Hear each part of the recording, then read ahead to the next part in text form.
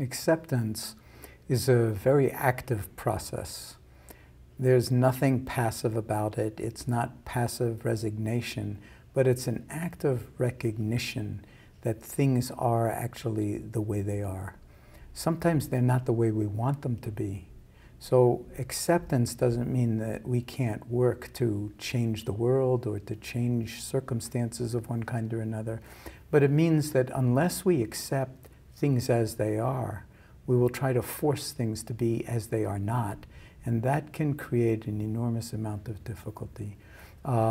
If we recognize the actuality of things, then we have the potential to apply wisdom in that situation to actually shift our own relationship to what is occurring in ways that might be profoundly healing and transformative.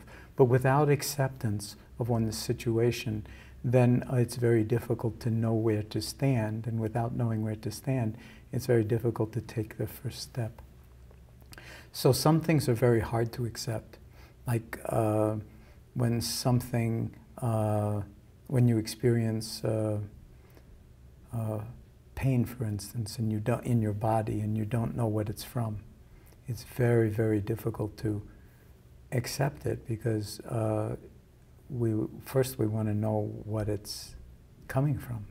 And if we don't have any answer for what is causing the pain, then it can be very, very difficult to accept it.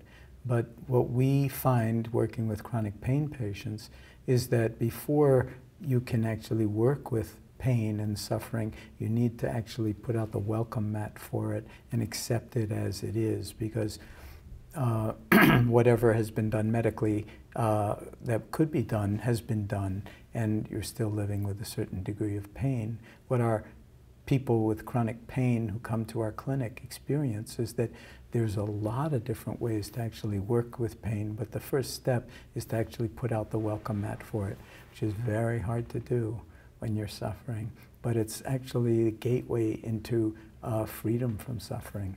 So that's one of the most powerful ways in which acceptance can be brought to bear on healing and transforming one's life, and is a very, very powerful factor and is a very, very powerful attitude in the cultivation of mindfulness.